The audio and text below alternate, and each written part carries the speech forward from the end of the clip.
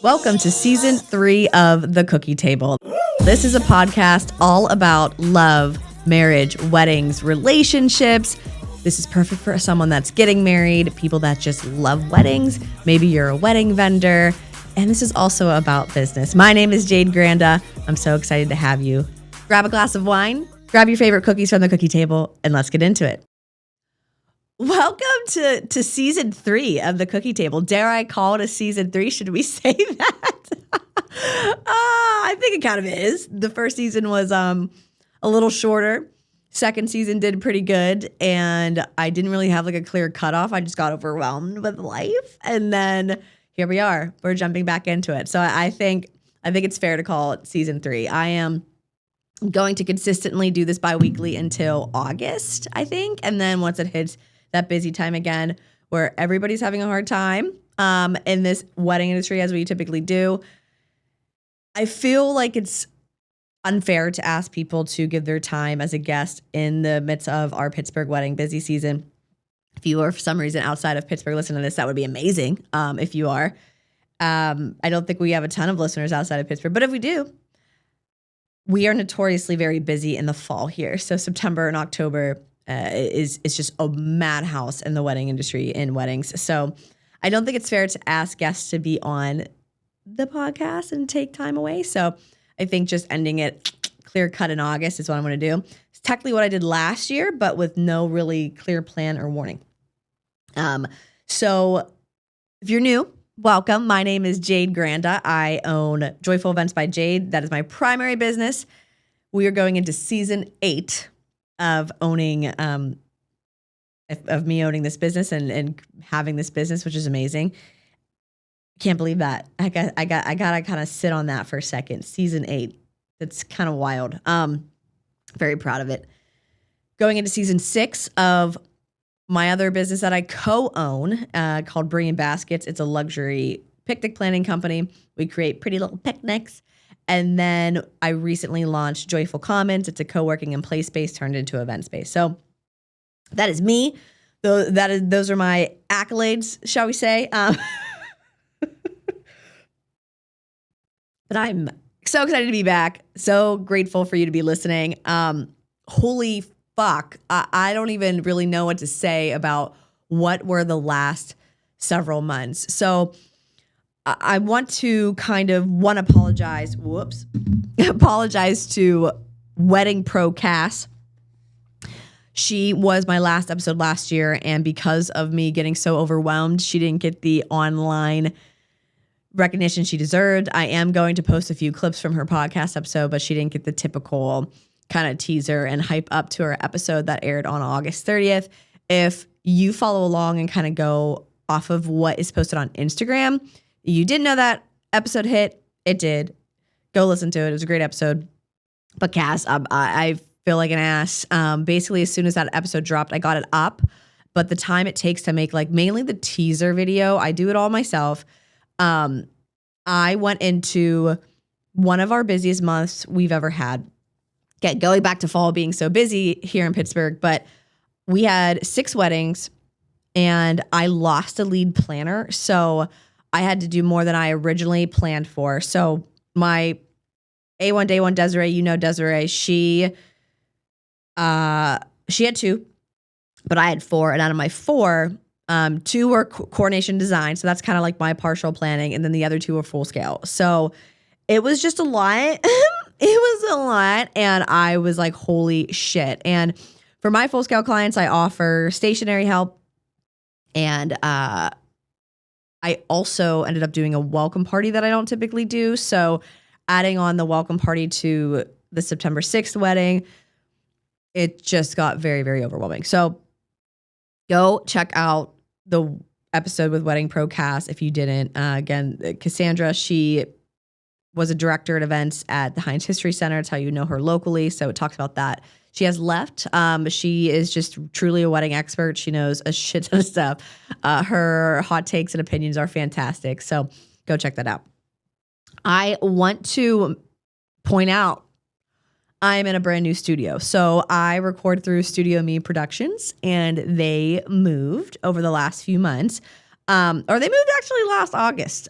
So I had a couple of times where I recorded in their one place in Oakland during their move, which you would notice in the last 2 episodes. But this is it. This is their brand new space. It is beautiful. Because I am the only one in here today, you're not going to get a full shot of this stunning room, but it's very historic. If you could see a little bit here, it's beautiful, which falls right in line with my vibe of history and vintage feel, because that's what Joyful Commons is all about. So we're going to get into that. Why have I been so overwhelmed recently? Well, let me tell you. So if you've been following along, I decided to launch last year, again, a co-working space with supervised play. So it is a space for business owners, entrepreneurs, remote workers, anyone that basically works for themselves or from home that also has children that cannot afford full-time daycare or part-time daycare, or selfishly, like myself, and I say selfishly in a good way, didn't want to put their children in care at a certain point. That's how I was with my son Jax. He is going to be 3 in May, which is absolutely insane that he is getting that big. He's just the best little boy, but I did not want to put him in care until it felt right. So we eventually put him in 3-day-a-week daycare last February. So we're actually going a year into him being in care, but he was 22 months at the time. So I might be saying this, you might resonate with that. Man, I am juggling being a stay-at-home working parent. And I can't keep this up, but it's not even necessarily about like you keeping it up and what works for you. We have to think about our kids too, right?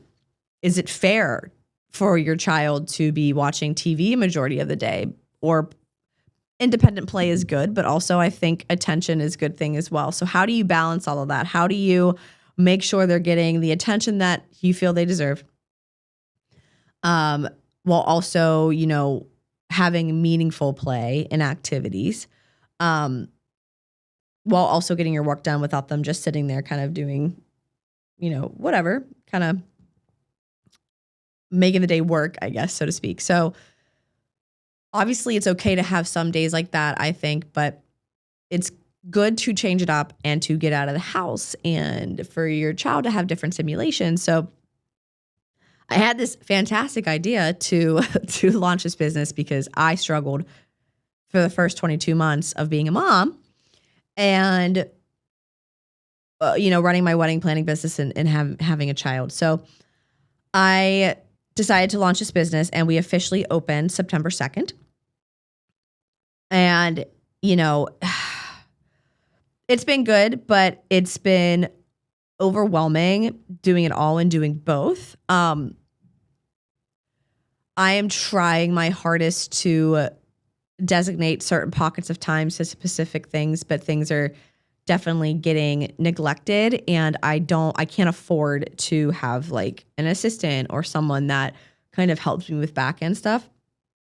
So I appreciate all of my couples being so understanding that I'm busy. But that's also not fair to anyone and everyone. Part of what's happening right now is I am staffing the supervised play area a lot, and I don't want to be. It's nothing against the wonderful children that are in the space. It's the fact that my mind works obviously like a business owner. I say 2.5 businesses since I co-own one, but I own 2.5 businesses, right? So my mind's always going and I have so much to do. So when I'm in the play space for 5 hours, I am losing so much time that I need to be doing stuff and focusing on these businesses and how do they grow and the marketing behind it and posting consistently and showing up consistently on social media. It lacks because I am just for 5 hours at a time playing with kids.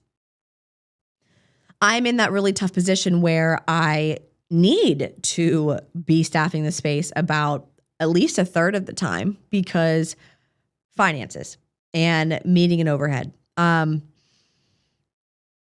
It's something that I underestimated when I obviously launched this business because Joyful Events by Jade is service-based. I don't have an office. I have insurance and I use IO Planner, and I obviously pay out my planners and assistants, but from an expense perspective, it is nothing compared to having the overhead that I have with Joyful Commons in payroll and XYZ. I still currently only have 2 members. And then I have a day passer, should I say?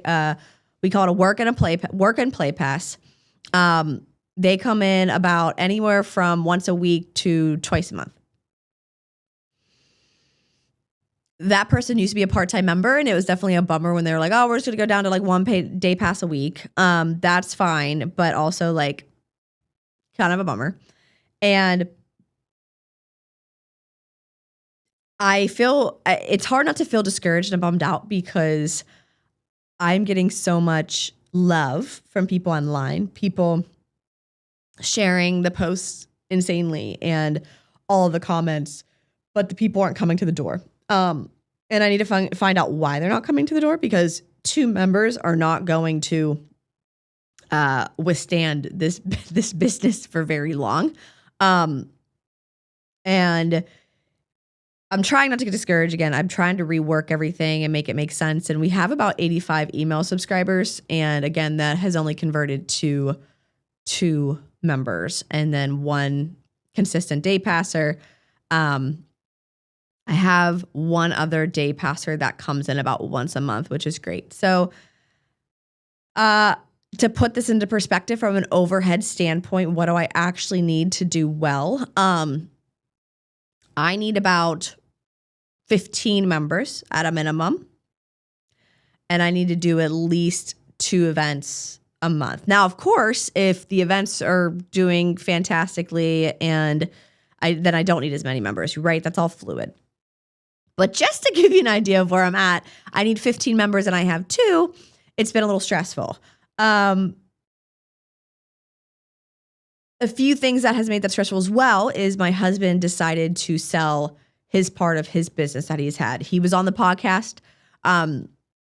He co-owned an exterior remodeling company for about 7 years himself. It was a bad toxic partnership. It was like a bad marriage. Out of those 7 years, he unfortunately only had probably a positive relationship for about 2 of those years, I'd say, with his partner. So it was going downhill for a long time. And really, at the end of the day, what it was is neither of them agreed on anything. And they were just 2 completely different people. And I think you need to have a partner in business that balances you out. But from my husband's perspective, I used to work for him for a little bit. Again, if you listen, you follow along, you know that. From my husband's perspective, imagine having thoughts and new ideas on how to grow or change things or how to make a process better, right? Because being a business owner is about updating your processes and making things better annually and just constantly being told no by your partner. So you can never get anywhere. And then it gets to a point where it's just at a stalemate and it's like, whatever, this isn't worth my time anymore. So that's essentially what happened. So, I'm happy for him now that he's done and he's out of it. I've been begging for him to be done with that business for a while, but that's very hard to do, right? To walk away from your business, but he did it. And we are now in that limbo of kind of, what's next for him. So that has added to the stress of life, and it's nobody's fault. It's just both him and I are going through our own seasons kind of at the same time, which wasn't planned or expected. So here we are. Here we are, but we are living and we are thriving. Right? I say that as kind of as a joke because clearly I just said we're not thriving if I only have so many members, but we're trying. So one of the ways that I decided to try to change is originally with Joyful Comments, I had 3 membership tiers. The Work and Play Pass, which is a one-time use pass, part-time member up to 5 visits, and then a unlimited member. Immediately by October, I'd say by November, I'll say by November, so 2 full months, we had 2 part-time members immediately, my 2 members Came in October, immediately upgraded to unlimited after the one did after a month, the other one did after a couple of days. I highly, highly, highly fucked up, honestly, on the membership tiers. I should have never offered. I should have offered more from the beginning. I should have offered multiple different tiers from the beginning. Again, it's nobody's fault. It's all a learning process. We're all figuring it out, right? But I think I potentially lost people because there weren't more options, because unlimited down to 5 visits is a very, very, very large jump, very extreme jump. My mindset at the time was, oh, well, if they need 6, 7, 8 visits and they need more time in the phone booth, they'll see the value in that, because every membership tier includes different things as well, right? So the higher up you get more guest passes. The highest tier currently has evening access for you to have a meeting in there, more phone booth time. So there's different value to each tier. You get a higher percentage off for event rentals. So that's obviously included in the membership price. But it was such a big jump that I fear that I potentially lost people that were interested, that was like, 5 is too little and unlimited seems ridiculous. So I now need to go back and rebuild the value of different tiers. And I will tell you what these tiers are. And I need to pull up my website because I just did this so recently that I can't even remember everything I wrote down. Okay. So I lowered the price slightly to the work and play pass to $40. It was originally $45. So that was the first start to kind of be able to restructure the tiers, because the amount of visits that are included in a tier are based on really the day pass price, right? So you can only do so many visits. If your day pass is overpriced, it's not going to make sense to be or underpriced, should I say. It's not going to make sense to get a membership to a certain extent, right? So that needed to make sense first. But what I have here is I say memberships designed to grow with you. Our memberships are visit-based, not hourly, because parenting doesn't run on a timer. Choose the rhythm that fits your season, whether that's once a week or most weekdays. So my first membership is called the Sprout Member. This is for parents just getting started, and it includes 5 visits per month, and only 2 30-minute private phone booth sessions. Now, every single membership is valid for 1 adult and 1 child, so keep that in mind. The next member, the Groove Member, goes up to 10 visits a month, 4 30-minute private booth sessions, and 10% off private event rentals. The Canopy is my next member for 15 visits, 6 30-minute private phone booth sessions, 2 guest co-working passes a month. So that's new, right? So that's new in that tier. And then 10% off private event rentals there. And then the highest membership is called the Evergreen. This is for parents who want Joyful Commons woven into everyday life. This goes the whole way up to 20 visits per month. You get unlimited private phone booth sessions. So you may see the value in, man, I take like 3 phone calls a day. So I really need that. Listen, that is worth it to have that private phone booth, right? You also get 3 guest co-working passes a month, private evening access for client meetings and solo work time. It is unsupervised play, but if you need a place to host a meeting, you can go there. 15% off private event rentals, and you also get 1 2-hour meeting table a month, which we'll get into at a later time, but that's going to be new this year. But I completely reworked. So I went from 2 memberships to 4. I literally prayed on it and was like, I know something needs to change, because as much as I'm so grateful for these 2 unlimited members, the value doesn't feel right, because they are coming in. The one comes in every single day for about 4 hours, and the other one comes in anywhere from 3 to 4 times a week for 6 hours. And when you start to think about the value of a babysitter, right, that comes to your house, if you need an in-house nanny, I'm like, oh my gosh, okay, we're not getting taken advantage of here. This is just the information I put out there. So people are using the space as it says it is. But But immediately come November, I was like, I know this doesn't feel right and this doesn't work, because for me to pay staff to help me supervise the space, because I can't do it all day, every day, for only 2 members that are using the space this much, this is becoming a problem. So I need to create memberships that adhere to more parents, that people feel like they're aligned a little bit better with these different membership tiers. And because I mean, it needed to be fixed. And then the biggest decision I made was putting a 4-hour cap on each visit. I felt very conflicted because, again, I only have 2 members. I have 2 members. So I can't afford to lose any of them, right? And the one member uses the space 6 hours almost each visit. I shouldn't say that. 5 hours is kind of her average. So I'm like, how do I put a cap on this? Because the child, think of the local library, right?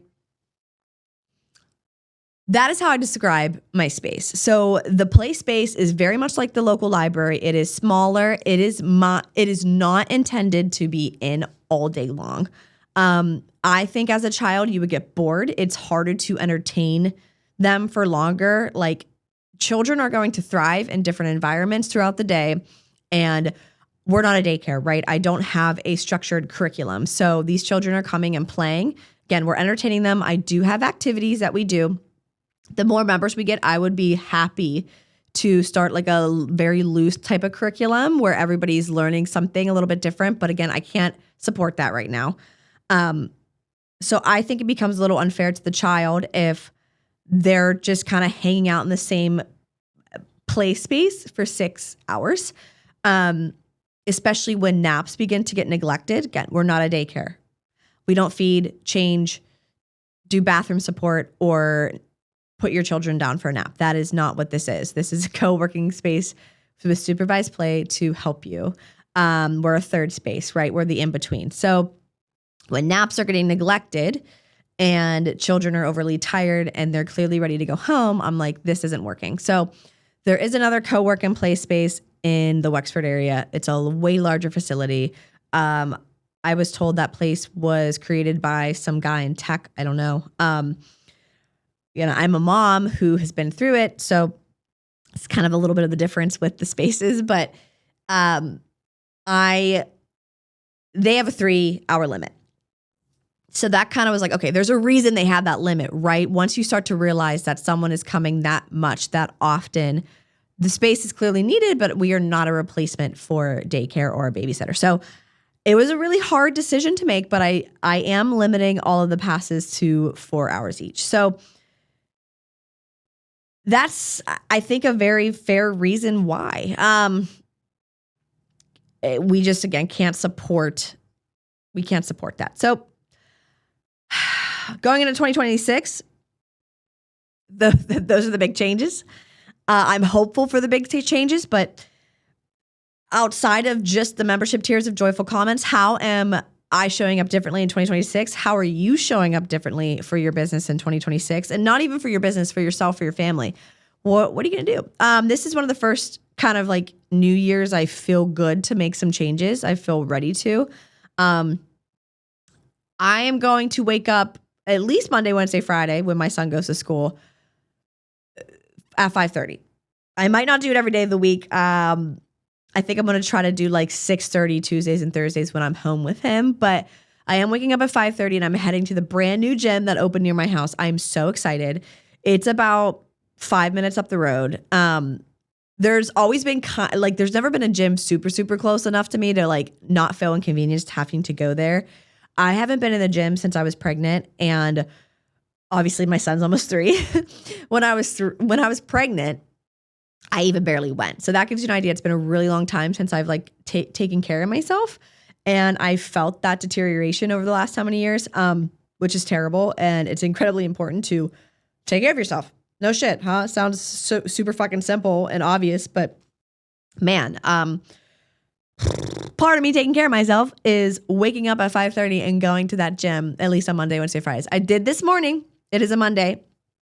Felt awesome. To add to why this is so awesome, it's a Planet Fitness that opened. And I always said to myself, listen, if a Planet Fitness is near my house, that's fucking great because their memberships are affordable. They have a $15 a month membership or $25 a month membership. I ended up going for the $25 a month membership, which is still so much more inexpensive than every other gym out there. So that was my sign. I was like, holy shit, dude. I was like, a Planet Fitness is opening up near me. That's amazing. So I'm waking up at 5:30. I'm going to the gym. I'm back home before my husband and son are even awake, which is crazy. I am also reading books. I've been saying this every year that I'm going to actually read a book and then I never do, but I'm going to do it. And it is starting with the book Profit First. And it was inspired by Beyond Boss. If you're not familiar with Beyond Boss, it is a women's entrepreneur group. And it's pretty cool. So they use the app called Halo. And there's a bunch of different chats, a bunch of different ways to connect with all of these entrepreneur women. So it is specifically a women's group. And there's 2 different membership tiers.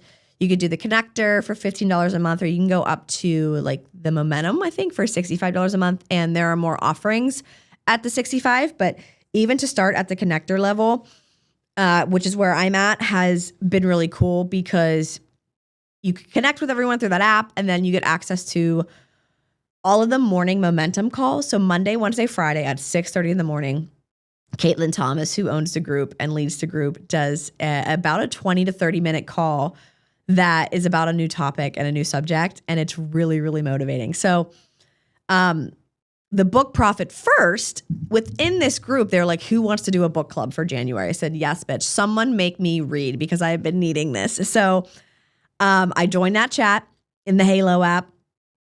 Halo app, my God, however you say it. And that kind of started off. So I was like, you know what I'm going to do? When I go to the gym, when I'm on the treadmill, because I walk, I don't run. I walk on an incline and then I lift weights. I am going to read the book, and then throughout the rest of my workout, I'm going to hop on and listen in on these morning momentum calls because they're really relaxed. You don't have to have video or audio on. You can just listen like a podcast. You can join the chat and chime in if you want. It's all very casual. So I did that this morning. I read more into the book that I started, and then I jumped on the call, and it felt really, really good. And part of these morning momentum calls that it's so many different subjects, and I don't even know how she thinks of what to do 3 times a week, every week. It's amazing. But today she talked about social media scheduling and how to show up on social media consistently, but she talked about how important multiple platforms are. And I want to say how big of how powerful it was to hear this conversation this